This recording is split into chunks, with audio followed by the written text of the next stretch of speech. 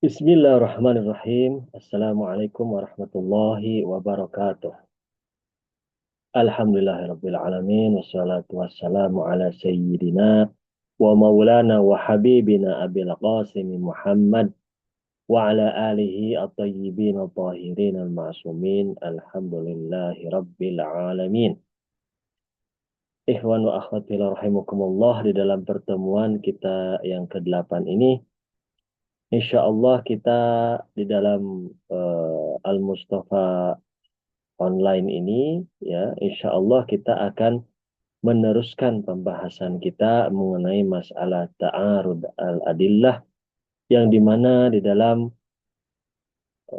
pertemuan kita yang ketujuh kita telah menyelesaikan pembahasan mengenai masalah ta'arud adillah dalam masalah tithubuti, yakni masalah di mana pembahasan mengenai masalah kemungkinan dan ketidakmungkinannya dua khabar atau dua dalil yang saling ta'arud.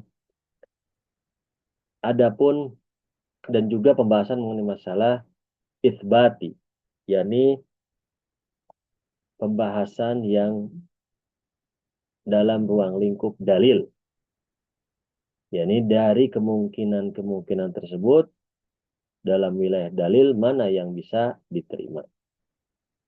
Dan kesimpulannya adalah bahwa at-ta'arud ghair mustaqir itu solusinya adalah al-jam al-urfi, sedangkan ta'arud al-mustaqir adalah tasaqut kila ad-dalilain. Adapun pembahasan yang ke-8 ini atau pertemuan yang ke-8 ini, insya Allah kita akan membahas mengenai masalah yang berkaitan dengan kelaziman atau apa yang akan terjadi ketika sudah dilakukan tasakut di antara dua dalil yang saling ta'arud. Tentunya di sini Syahid Sadar di dalam halaqah yang kedua mengulas mengenai masalah efek dari gugurnya kedua dalil dengan kaidah tasakut kila ad-dalilain. Seperti hasil daripada iftirad yang kelima, dan iftirad kelima pun di alam dalil atau di alam itsbat itu diterima. Untuk melihat hasil atau melihat efek dari tasakut di antara dua-duanya dalil tersebut, tasakut kedua dalil tersebut, maka kita perlu melihat bentuk daripada tasakut tersebut. Bentuk yang pertama begini, ketika sudah gugur kedua dalil yang saling ta'arud tadi, maka dianggap seperti tidak adanya dalil sama sekali. Ya. Tidak adanya dalil sama sekali. Dan ini seperti yang kita katakan adanya tabaiyah ad-dilalah al-iltizamiyah lil mutabikiyah. Yakni apa? Yakni dalil iltizami mengikuti dalil mutabiki atau teks yang secara lahirnya. Itu mutabikinya. Kita akan jelaskan maksudnya demikian. Misalnya begini. Dalil mutabiki dengan dalil iltizami. Misalnya dalil mutabikinya akrim al-faqir al-fasik. Misalnya akrim al-faqir al-fasik. dalil mutabakinya. Dalil iltizaminya berarti apa? Berarti kan kalau akrim berarti wajib di situ. Dalil iltizaminya berarti apa ibaratnya imma haram wa imma makruh atau imma mubah, ya. Haram, makruh atau mubah. Dari iltizami daripada akrim akrim al miskin al fasid. Itu maksud dalil itu. Nah, ketika dalil mutabakinya gugur, maka dalil iltizamnya ikut gugur. Ini adalah pendapat yang pertama atau bentuk yang pertama. Artinya, ketika gugur dalil mutabiki tidak ada lagi sisanya daripada dalil al-iltizami. Karena tabaiyah mengikuti. Dalil iltizaminya mengikuti dalil mutabikinya. Dalil mutabikinya gugur, maka dalil iltizaminya pun gugur. Adapun bentuk yang kedua, ketika sudah gugur kedua dalil, maka tetap padanya ada efek atau tersisa pada efek dalil iltizami dari kedua dalil tersebut. Walaupun pada dalil mutabiki gugur, tetapi dalil iltizami tetap ada. Maka kita katakan seperti ada mutabaiyah, ya. Jadi dengan ketiadaan mengikuti dalil iltizami terhadap dalil mutabiki. Artinya ketika dalil mutabiki gugur, dalil iltizami tetap ada. Dua bentuk atau yang berbeda. Tentunya ketika yang pertama artinya tabaiyah mengikuti dalil iltizami mengikuti dalil mutabiki, maka tidak ada asar lagi kecuali sama saja seakan-akan tidak ada dalil sama sekali. Tetapi yang kedua ada asarnya, ada efeknya. Kita akan bahas mengenai masalah dalil iltizaminya bagaimana. Itu. Oke, kita berikan contoh ya kan supaya lebih memperjelas mengenai masalah hal ini. Berikut contoh sebagai penegas mengenai masalah tabaiyah dalil iltizami kepada dalil al-mutabiki dan ada mutabaiyah, yakni ketiadaan mengikuti. Contoh dalil iltizami tidak mengikuti dalil mutabiki. Contoh begini. Artinya apa? Dalil mutabiki gugur, dalil iltizami tetap ada. Tidak gugur. Misal, dalil pertama mengatakan akrim al-miskin al-mutajahir bil fisq. Yani akrim di sini berarti menunjukkan wajib menghormati orang miskin walaupun orang miskin tersebut adalah yang memperlihatkan kefasikannya. Dalil kedua, la tukrimul miskin al-mutajahir bil fisq. Artinya haram, tidak diperbolehkan untuk menghormati orang miskin yang memperlihatkan kefasikan. Dalil itlaq atau dalil ketiganya adalah akrim miskin. Ini hormati seluruh orang miskin. Ya. Kita akan lihat adanya efek hukum dalam contoh bahwa dalil iltizami tidak mengikuti dalil al-mutabiki. Dalil pertama kan akrimul miskin al-mutajahir bil fisq, berarti wajibnya ikram. Mantuknya, mutabakinya adalah wajib ikram. Al-miskin al-mutajahir bil fisq. Dalil iltizaminya berarti tidak wajib ikram. Al-miskin al-mutajahir bil fisq. Tidak wajibnya ikram meliputi apa aja? Mengikuti haram, mubah, dan juga makruh. Ya. mengikutinya haram dan mubah, begitu juga makruh. Tidak wajib. Ya.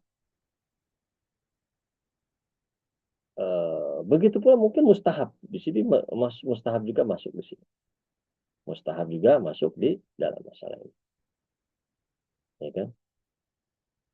Sekarang dalil kedua, la tukrimul miskin al-mutajahir bil fisik. Ini haram ikram. Dalil iltizaminya tentunya adalah tidak haram ikram.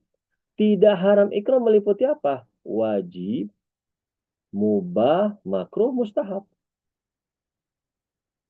Ya kan? Kalau kita tambahkan di sini bisa kita katakan mustahab. Ya kan? Di sini makruh, di sini juga mustahab.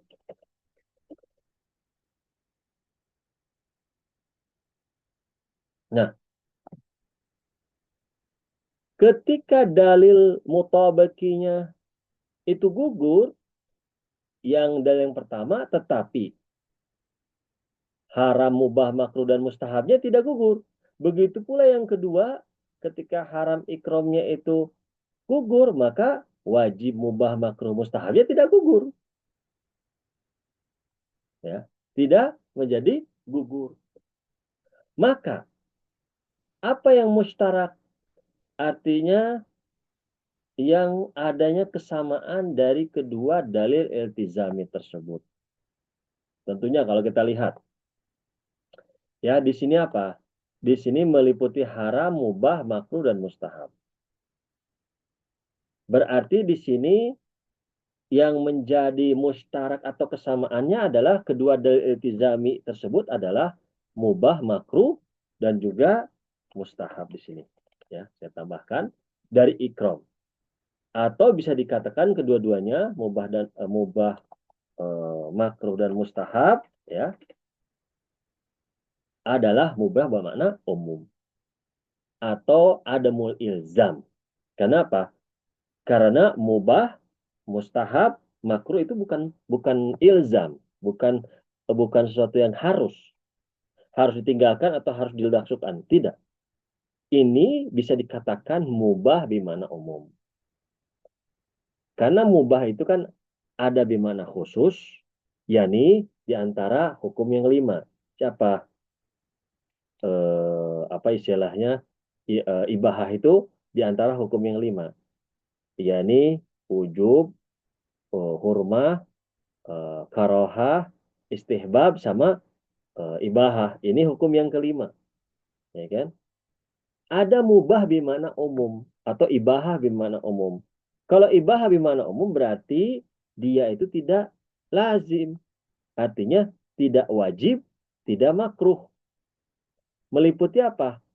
Tidak wajib, tidak haram. Meliputi apa? Meliputi ibahah, istihbab, sama karohah.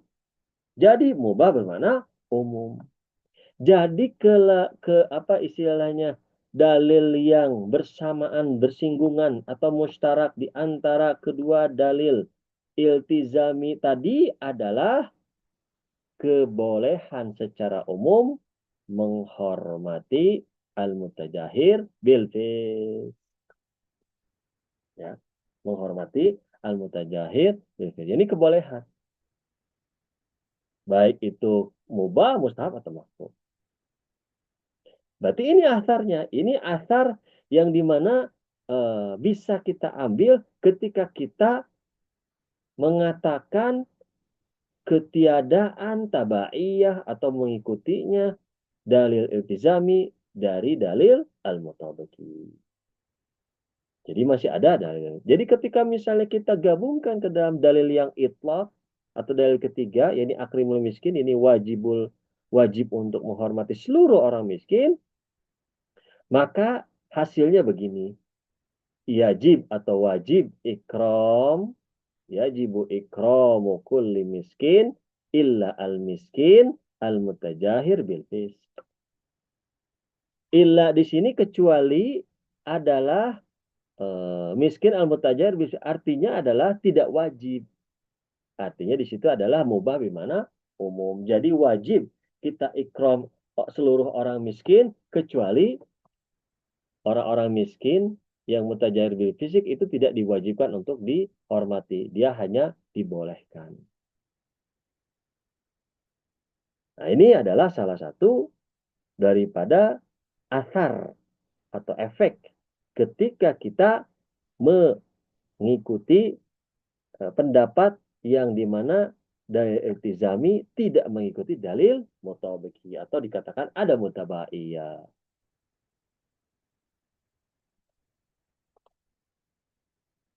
Bagaimana pendapat Syahid Sadar Qudasa Sirruh di dalam halaqah tsaniyah?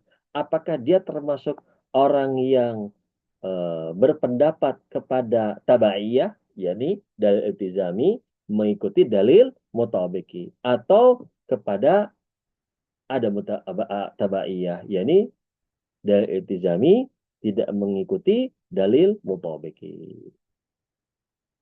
Pertama, Syahid Sadar berpegang tentunya berdasarkan dalam kitab Halaqah Tsaniyah itu pada tabaiyah, artinya mengikuti dalil iltizami atau kepada dalil mutabiki. Hasilnya apa? Hasilnya artinya ketika ketika ta'arud dan gugur kedua-duanya, seakan-akan sama sekali tidak ada dalil dari awal dan tidak ada efek dari dalil iltizami setelah kedua dalil mutabiki tersebut gugur. Artinya sudah tidak ada lagi efeknya. Ini menurut pendapat daripada Syahid Sadar. Dan juga banyak para ulama lain juga berpendapat sama seperti pendapat Syahid Sadar. Artinya bahwa dalil iltizami mengikuti dalil mutabiki, sehingga ketika sudah gugur dalil mutabiki, maka dalil iltizami pun gugur. Nah, setelah itu bagaimana? Ya, setelah itu berarti kaidah atau hukum kedua ini ta'arud kila tasakut kila dalil lain, selesai. Artinya kita harus menginjak kepada hukum ketiga daripada ta'arud ini, yakni hukum ketiga mengenai masalah kaidah at-tarjih. Ini kaidah tarjih artinya apa? Artinya kaidah di mana kaidah kedua tersebut yang pernah disebutkan sebelumnya adalah kaidah tasakut kila dalil lain. Kedua-duanya gugur, ya kan, dengan berbagai macam yang pernah kita utarakan dari masalah dalil tubuti, dalil irtibati, juga kita menjelaskan mengenai masalah apakah dalil iltizami mengikuti mutabiki atau tidak mengikuti mutabiki, itu sudah selesai. Artinya sesuai dengan pendapat Syahid Sadar, artinya gugur, tidak ada efek lagi dari dalil iltizami. Artinya kita masuk menginjak kepada hukum yang ketiga. Ketika duanya itu tasakut dan gugur, tetapi terkadang bisa kita keluar dari kaidah kedua tersebut, mencari solusi dalam beberapa kasus kepada kaidah yang ketiga. Ya. Terutama pada riwayat-riwayat yang saling ta'arud, saling bertolak belakang di antara dua dalil Imam Ma'sum alaihi salam. yakni ketika salah satu dari kedua riwayat tersebut memiliki dalil khusus yang mengisbatkan hujiyah kepada salah satunya. Dan yang mengisbatkan hujiyah tersebut itulah dikatakan sebagai tarjih. Dengan keberadaan dalil tarjih ini dan sifat khusus pada salah satu dari riwayat yang ta'arud tersebut, maka riwayat itulah yang dipilih karena memiliki nilai tarjih, nilai yang pantas untuk dipilih. Karena dia memiliki sifat-sifat yang kelebihan di situ. Karena ada dalil yang lain, dalil tarjih, tarjih yang memberikan keutamaan kepada salah satu daripada dua riwayat, dua khabar, dua dalil yang saling bertolak belakang atau saling ta'arud. Inilah dikatakan tarjih. Ya kan? Ini dikatakan at-tarjih. Lalu murajihat apa saja yang bisa dijadikan tarjih tersebut dari tarjih? Tentunya dalil khusus yang dapat mengeluarkan kondisi tasakut atau gugur di antara kedua-duanya, kedua dalil yang disebutkan di dalam hukum kedua adalah dalil murajihat atau riwayat atau dalil, ya lebih umum saya katakan, kalau misalnya kita katakan dalil yang dinamakan murajihat. Bisa berupa riwayat, bisa berupa selain daripada riwayat. Nah, dalil tarjih di sini, ya kan? Saya katakan dalil al-tarjih ini terbagi ke dalam 5 bagian. Nah, ini tentunya saya ambil di dalam kitab Al-Mudhaffar. Jadi kitab Mudhaffar di sini Alamah Mudhaffar di sini memberikan opsi-opsi yang bisa dijadikan sebagai dalil tarjih.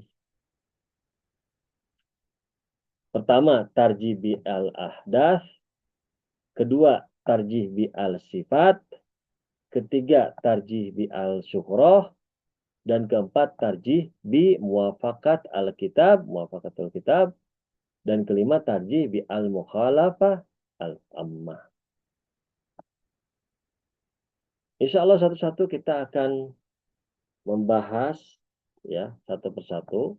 Kita akan bahas maksudnya tarjih bi al-ahdath itu apa, tarjih bi al-sifat itu apa, tarjih bi syuhra itu apa, di muwafaqatil kitab itu apa, dan di mukhalafatil ammah itu apa, satu persatu insya Allah kita akan bahas.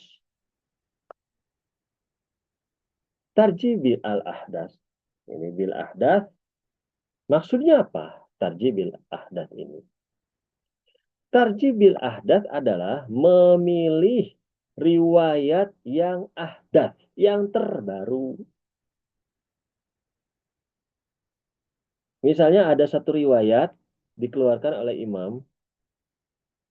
Imam mengatakan sesuatu di tempat tertentu misalnya. Dalam maudhu yang sama. Dalam pembahasan tema yang sama. Lalu di dalam kesempatan yang lain, imam juga mengatakan yang berbeda dari yang dikatakan yang pertama. Mana yang harus diambil? Yang ahdath, yang lebih baru. Gitu. Kan dua dalil itu bertolak belakang, ta'arud. Maka yang lebih baru dia yang diambil. Mana yang lebih baru dari dua dalil saling ta'arud tersebut? Itulah yang diambil. Dalilnya salah satu tarjibil ahdath itu adalah apa?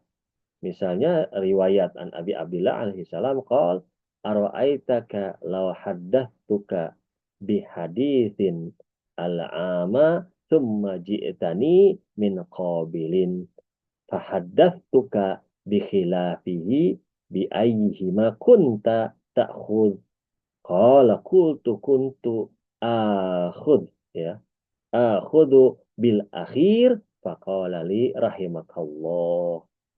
Jadi Abu Abdullah Imam Ja'far mengatakan kepada sahabatnya, apakah engkau tidak melihat misalnya ketika aku berkata kepadamu dengan sebuah hadis yang umum misalnya, kemudian di sini engkau datang kepadaku ya di hadapanku dan aku kemudian maksudnya dan aku mengatakan lagi kepadamu pada tema yang sama sebelumnya itu yang aku telah katakan bikhilafihi yang tidak sesuai dengan apa yang telah aku katakan yang pertama tadi. Lalu imam mengatakan kepada sahabatnya bi aihi makun tatakhud dengan dengan yang mana Anda akan mengambil hadis tersebut. Qol sahabat tersebut mengatakan kuntu akhudhu bil akhir. The akhir yang mana? Ya ini yang ahdath, yang lebih baru. Faqala li, maka apa? Maka berkata imam kepadaku, rahimakallah. Allah memberikan rahmat kepadamu. Artinya benar jawabannya, yakni memilih yang kedua. Ya. Tapi di sini riwayat tersebut mendapatkan permasalahan dan iskal. Pertama, para ulama tidak menganggap hadis ini berisikan perintah mengambil hadis yang baru. Artinya para ulama tidak memahami hadis ini itu melihat bahwa kita harus mengambil hadis yang terbaru sebagai kaidah umum untuk seluruh zaman, seluruh tempat, sampai zaman sekarang misalnya. Kenapa? Ya, karena hadis ini menceritakan hukum fi'li, hukum faktual yang nyata yang ada di zaman ketika Imam alaihissalam berbicara pada saat itu kepada sahabatnya. Artinya pada kondisi dan situasi tertentu pada saat itu. Dipahami oleh para ulama demikian. Jadi bukan sekiranya imam ini ingin menjadikan sebuah kaidah umum kepada seluruhnya bahwa ketika imam berkata yang berbeda dari yang pertama maka ambil yang kedua. Enggak seperti itu. Tapi imam mengatakan apa sebenarnya di zaman itu, kondisi di zaman itu. Kedua, riwayat tersebut bisa dijadikan kaidah umum. Betul. Kalau yang dipahami dari hadis pertama adalah kondisi taqiyah. Dan di hadis kedua adalah menceritakan hukum yang sebenar-benarnya. Tetapi secara zahir, hadis kedua menceritakan justru hukum fi'li yang faktual ada pada saat itu. Jadi jadi iskalan yang kedua ini begini. Bisalah kita anggap bahwa imam sedang membuat sebuah kaidah umum. Berarti maksudnya adalah ketika kaidah umum itu harus mengambil yang kedua, karena imam itu pada dasarnya tidak mungkin mengatakan sesuatu yang berbeda. Hatta sesama imam, ya sesama imam yang beda imamnya. Begitu pula apalagi ketika misalnya diri imam sendiri tidak mungkin mengatakan sesuatu atau syarah atau syare, ya ini para imam itu sendiri memberikan suatu hadis yang bertolak belakang kan tidak mungkin itu. Berarti kalau kita menerima bahwa hadis ini imam sedang mentaksis ya sebuah kaidah umum, maka hadis yang pertama itu dalam kondisi taqiyah. Artinya dalam kondisi taqiyah, imam memberikan pendapat. Justru tentunya kondisi taqiyah tersebut berbeda dengan kondisi apa istilahnya itu fatwa imam yang sebenar-benarnya. Jadi hadis yang kedua adalah hadis waqi'inya, hadis yang menceritakan hukumnya sebenar-benarnya. Tentunya bertolak belakang di sini. Tentunya pasti bertolak belakang. Tetapi secara dhahir, jadi skalanya, secara dhahir di sini tidak menceritakan mengenai masalah yang hubungannya dengan taqiyah, tapi hubungannya dengan hukum faktual tadi. Artinya tidak menceritakan mengenai masalah kaidah umum, tapi hanya di zaman itu kondisi tertentu imam menceritakan untuk yang istilahnya masalah yang fi'li atau faktual di zaman itu kondisi tertentu untuk sahabat tertentu itu juga. Cara dohirnya demikian. Kesimpulan, dengan kita melihat hadis ini, kesimpulannya dan juga dengan iskalan atau permasalahan penafsiran dalam hadis ini untuk kita sakutkan kepada tarjih bil ahdath itu tidak cukup. tidak bisa dijadikan sebagai kaidah umum. Dalam riwayat ini tidak bisa dijadikan kaidah umum untuk menjadi tarjih bil ahda. Mungkin sampai di sini dulu pertemuan yang ke-8 ini. Insya Allah kita akan lanjutkan pertemuan ke-9 mengenai masalah tarjih-tarjih yang lain sampai tarjih sampai tarjih yang insya Allah kita akan bahas seperti yang sebelumnya kita bahas, ini tarjih yang ke-5. Itu saja mungkin pembahasan dari pertemuan ke-8 ini. Wassalamualaikum warahmatullahi wabarakatuh.